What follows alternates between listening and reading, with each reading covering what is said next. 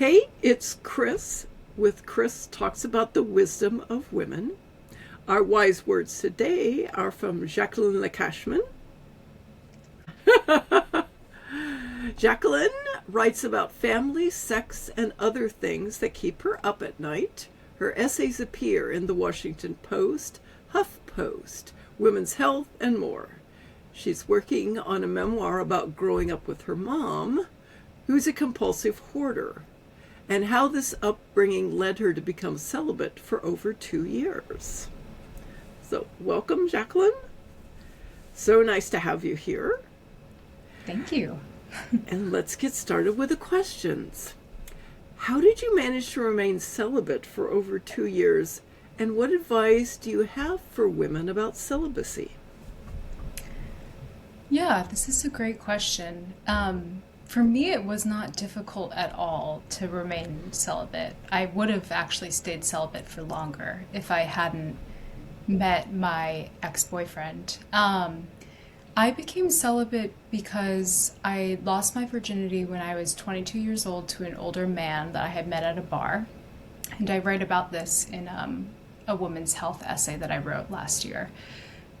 And the experience was really bad. I kind of was acquiescing to this sex when I knew I really didn't want it because I couldn't figure out how to say no with these kind of power dynamics of he was this older guy who had just paid for dinner, who was making it very clear what he wanted. And, I tried to express that I was uncomfortable with it. With body language, with asking to slow down, etc. And it wasn't being received. And I kind of came to the decision that it was going to be easier to just let it happen. So it was this really weird gray zone kind of where this was not rape or sexual assault or anything like that, but it also didn't feel totally consensual because I didn't want it to happen and I couldn't figure out a way to speak up that would end positively. So I became celibate because of that negative experience, and it wasn't hard to stick to it because I was like, I need to spend some serious time understanding, like, why couldn't I say no? Like, I was really upset with myself. I couldn't understand why I couldn't speak up. I knew what I wanted, and I just didn't voice it. I felt like I couldn't voice it. So that really disturbed me. And I wanted to spend a lot of time figuring out what was happening, and I discovered that I actually did not understand consent at all, despite having previously been a public high school teacher who was required to teach sex ed. I realized I didn't actually understand consent, and I felt so weird about this encounter because this was something called sexual compliance, which is having sex that you don't really want to have because of internalized expectations or kind of subtle power dynamics. And it's usually not fully consensual. So I had a lot of learning to do. I spoke to a lot of sex therapists. I was reading a lot. I was speaking to other women who had had similar experiences where they were like, this wasn't rape, it wasn't assault, but it feels really wrong. And that was really powerful for me to connect with them. And frankly, I also was in a time in my life when I was applying to grad school. I'm a freelance writer, so I was spending a lot of time writing for different national outlets, and that was so fulfilling, and it took up a lot of time. It just was not an interest or a priority for me to be trying to date or break my celibacy. And I also discovered along the way that I needed to better understand what I actually wanted during sex and what pleasure meant to me and what desire meant to me, because those were questions I had never been asked to seriously consider. And being able to voice what you want starts with knowing what you want. So it's not like I was a nun. I did a lot of masturbation during this time period.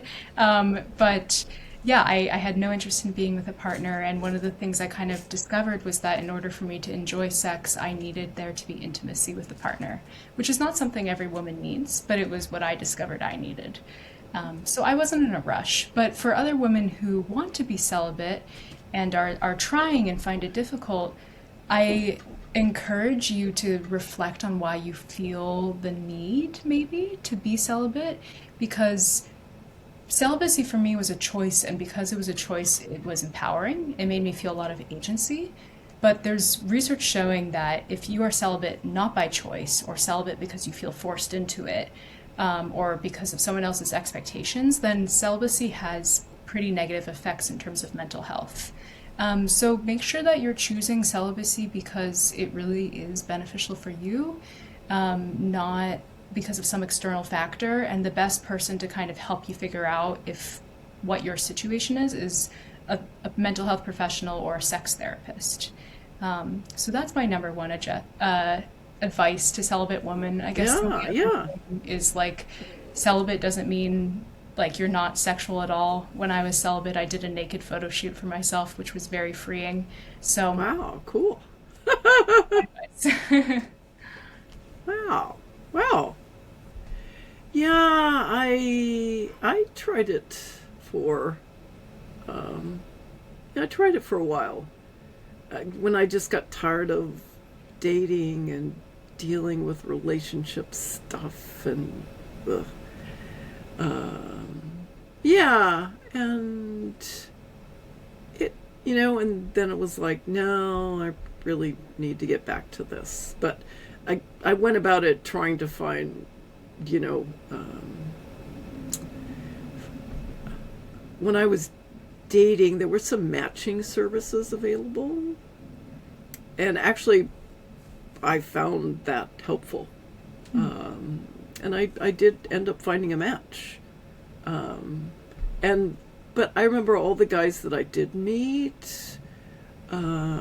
We met in yeah, really public places. But we all had something in common. We all had something to talk about. We all had some kind of connection we could make, even if it, didn't flow into attraction. At least there was a connection there. So, which is important to me, that there's some kind of connection. So, I'm glad you yeah, found that. Yeah. yeah, yeah. And even in my longer term relationship that I've been in now, although I'm not married, never plan on getting married. But Love that. but but yeah, there's still a connection in several ways that it makes a huge difference for me, Yeah. you know. Yeah, But I think that's something also with dating apps kind of being this surface level way that a lot yeah, of people, like not just people my age, not just Gen Zers, but like a lot, multiple generations, a lot of people are using dating apps. And I think it can often lead to that burnout. Or, there are sex therapists who have talked about how that can lead to the burnout. And that's definitely a factor for people too. yeah, yeah. Because I have never used one, but they sound very superficial, and you're just not. You're not going to find that connection in superficial stuff, especially if you want a connection. So Yeah, yeah, yeah. agree. Okay, fantastic. Anything else to add about celibacy that you like to add?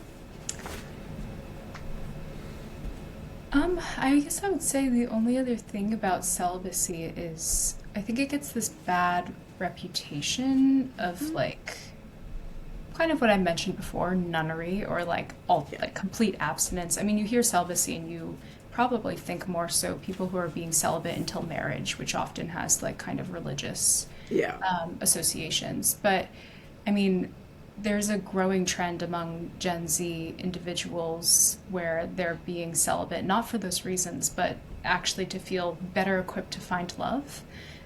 For one of my freelance pieces, I interviewed the founder of this trend called hashtag boysober, uh-huh. which went viral with millions of views and posts on TikTok. And her name is Hope Woodard, and she talked about like why she founded this celibacy movement, which is predominantly being supported by Gen Z women. Mm-hmm. And for her, like she wanted to find a man to marry and have a family with, and she felt that she was too wrapped up in being intoxicated with men and in situationships and in really chaotic relationships to be Um, able to meet that goal. So I think there's a lot of like panic right now about the sex recession, and Gen Z people aren't having sex as much, they're not getting married as much, the birth rate is falling. But sometimes celibacy and choosing it intentionally is actually what allows women to be ready and know what they want in their long-term partnerships. It doesn't Yeah. mean that women don't ever want to find that. And sometimes it's actually, celibacy is actually the thing that allows her to find that. So I really want to push back Oh, on that narrative that, interesting. Yeah. Yeah. Yeah. Wow. Cool. I hadn't heard about that. So interesting. yeah. All right, let's move on. So you're familiar with hoarding behavior. I am too. And what insight do you have for women whose partners or family members are hoarders? Yeah. So my mom is a compulsive hoarder and has been for decades. I've, whenever I was growing up, this was a secret from everyone. None of my friends Well, had ever come to my house. Um, yeah, that still actually remains true. None of my friends have ever come to my house, meaning now my parents' house in Pittsburgh. I don't live with yeah, them anymore. yeah, Um, but yeah, no one knew. And so I was lying to everyone. And wow, it would be, friends inviting me over to their house and their parents being like, why don't you ever go to Jackie's house? And, what are you going to say to this adult? You have to, as a kid, I'm like figuring out, how do I lie? Because there's the secret. And I also at the time didn't have the language for it. I didn't realize that hoarding is a mental health condition in the DSM-5. Like, I didn't know any of this. I just thought my family was uniquely weird or dirty, or like I didn't know what to make of it. So there yeah, was a lot of dysfunction happening, and unfortunately negatively impacted a lot of my friendships, and relationships in general, and also just my understanding of the need to be secretive, or like the need to compensate for that in order for people to like me. Um, um, so it led to some unhealthy behaviors of my own until I was an adult and researched hoarding and started talking to a therapist and understood not only what this was, but also why my family members reacted to it the way they did, and why my mom had started hoarding in the first place. Because I thought all these years that what I needed was for her to stop hoarding, right? Like, just stop hoarding so my friends can come over. Stop with all of this stuff so that no one thinks I'm weird. Like, yeah, I don't want to lie to people, so just like cut it out. And what I learned was not only is that often not an option for someone with compulsive hoarding disorder, like, it's not as simple as stop hoarding. This is a mental health condition. There yeah, are emotions being associated with the objects being collected. Um, and the person who is hoarding really needs to want to seek help for the condition for there to be positive change. yeah, So I thought if she just stops hoarding, the problems will be solved. I was very wrong. yeah, And what I ended up realizing is all I actually needed from my mom was acknowledgement that this was happening and that it impacted me. yeah. And so this didn't happen until I think I was 21 or 22, and I was writing a personal essay for Business Insider about my mom and her hoarding. And I'm, having all these phone calls with my mom and my dad and my siblings. The whole family's kind of in an uproar about this because it's a Oh, huge deal. yeah, They're honestly, no one's really that happy about it. Um, and I'm on the phone with my mom, and it was really intense. We're like yelling and crying, and then she said something along the lines of, "I'm sorry that it impacted you. I was trying to look out for you, and I'm sorry it impacted you." And I just felt like this weight lifted, and I realized, like, I don't actually need her to stop hoarding. What I needed was for her to say, "This did impact you, and I'm sorry." And that acknowledgement did wonders for our relationship. Um, and that was what enabled me to kind of move on. She's still a hoarder today. She does not have interest in seeking help for it. My family members, are existing around it. My Yeah. dad, his attitude is like, this is part of who she is. I wish it were different, but it's not going to change. So, Mhm. you know, it's the hoarding is still ongoing, but having the acknowledgement freed me. And the other thing that freed me too was publishing this Business Insider piece, which was a very public way to declare to the world what was happening. I had a lot of people from high school messaging me and being like, things make sense. Or, I mean, Yeah. or Yeah. shockingly, one person messaged me and said that his parent, I forget which one, was also a hoarder. I never would have known. And that was the most comforting message Oh, I wow. received. Yeah. Yeah. So I think it's more common than people realize. I think it is too. And there's also levels to it. So like with my mom's hoarding, in more extreme cases, maybe people are hoarding animals or things like that. Yeah. That was never my mom's situation. It's things like cardboard boxes, plastic bags, Oh, yeah. decade-old magazines, Yeah. paper towel rolls for some reason, Oh. like old holiday decorations, a Yeah. lot of stuff from our childhood clothes, Yeah. childhood toys. So, Wow. it's a lot of clutter that takes over the entire house, honestly. Oh, Like, it does. Yeah. oh yes, it's in Yeah. most rooms, as maybe I know you said you have experience. So I guess Yes. It is. things for people to know with hoarding is there are levels to it and it is individualized. Um, it helps to get some assistance from a therapist if you're really struggling to understand and process it and maintain relationships with your family member or your loved one who might be experiencing hoarding. Um, and also, I guess I would say if you haven't told anyone about it and it's the secret weighing on you, for me, the most freeing thing was writing about it and having it completely public, out in the open. And now it's like one of the number one things people associate with me. When I introduce myself as a writer, people say, "What do you write about?" And I say, "I write about my mom, who's a compulsive hoarder." And sometimes maybe people are a little taken aback, but I would say 99% of the time they're like, that Yeah. is so fascinating. Or I know Yeah. someone who's a hoarder, or something like that. So just claiming it really Yeah. openly has helped. Yeah. Wow. Yeah. Um, I, love to cook and used to have dinner parties, and now I can't. There's no place for anyone to sit. There's barely any place for me to sit. So that's been just disappointing. So Yeah, I'm sorry to hear that. Very similar to my parents. They used to host a lot of things before we were born, mostly. And, my dad has voiced that he misses that as yeah, well. I bet. Yeah, I miss So it. Yeah, yeah, yeah, there can be a lot of grief that accompanies it for sure. yeah, yeah, And connecting with other people really helps. yeah. Are you still working on your memoir about that? I am, yeah. Oh, I'm great. actually going to a writer's retreat this weekend to hopefully make some real progress on it. Um, Wow. but yeah, I'm writing, as you mentioned in my bio, I'm writing about these family dynamics. Yeah, A lot of it focuses on the hoarding, but there were some other family dynamics as well, and yeah, what led me to pursue these over 2 years of celibacy.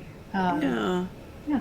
yeah, yeah. I'm working on a memoir, also, and because I grew up in a household with bipolar, Mm, my mother and my grandfather. And so I'm also finding it very healing to write about it. mm, Yeah. To write about it makes you realize some things that you probably hadn't really thought about before. Yeah. definitely, yeah. Yeah. I feel like if I need to understand something, I have to write about it because you're kind of learning on the page. Yeah. But yeah, that memoir sounds great, and I would love to read it at some point when it's out. Was steadily working on it, and then, it's like, oh, other things come up, and And let's see, where do I go next with this? I'm probably about halfway through at this point. So, yeah, I'm working hard to make some progress every month. So, and I'm also taking some of my old writings and combining it into and filling it out into more memoir self-help. So, yeah. Yeah. Yeah, that's definitely something. I mean, all of my essays that I've published, or I would say almost all of the essays that I've published, have been building up to this memoir in some way. Like writing about the hoarding, obviously, Yeah. but writing also about my parents' marriage, I've done, much to their delight, as I'm sure you can imagine. Oh, yeah. I've written about like the family estrangement that is related to the root of my mom's hoarding. Yeah. Um, I've written, yeah, about my relationship with my siblings, specifically my sister, and how that connects to all of this. And then, of course, I'm writing about sex all the time. So Yeah. it all kind Yeah. of builds, you know? Yeah. Yeah. I'm an only child, so I didn't have to deal with the sibling thing, but still it comes with its own. When my dad passed away several years ago, my mother passed away about a year and a half ago, and so it's like, oh, okay, it's only me, and I need to handle all this stuff. Oh my goodness. Yeah, that's a lot. So, pardon?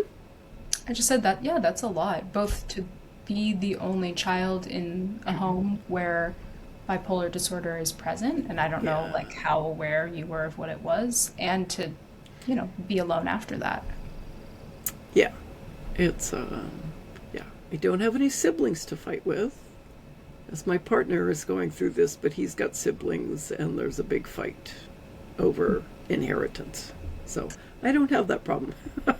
I just have the problem of what do I do with all this? And my parents weren't particularly hoarders, but there's still a lot of stuff. Oh my gosh.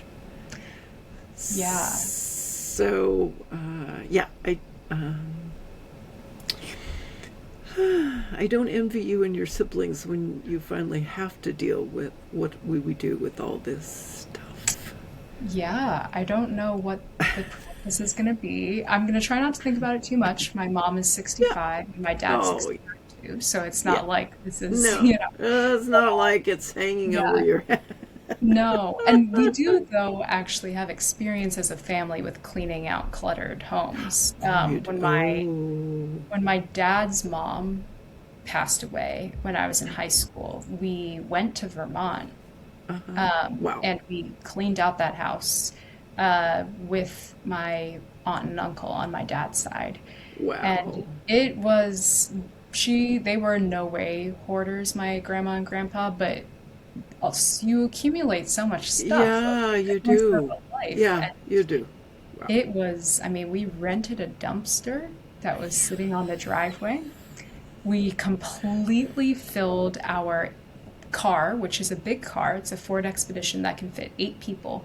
It was Uh-huh. completely full of things from top to bottom. I mean, Yeah. my brother like couldn't move. He was surrounded by stuff all the time. Like, we couldn't see out the back of the car because there was Yeah. stuff. Like that's, and then we drove Yeah. on the interstate, so smart. But yeah, so we're Yeah. all gonna have to deal with it. I will Yeah. hire a therapist to help me process it when I'm dealing with it. Yeah. Oh my. Yes. Yeah. Ah. Well, thank you so much. This has been a fantastic conversation. Yeah, thank you so much for having me. I've loved it. And we look forward to eventually reading your memoir. Thank you. Likewise.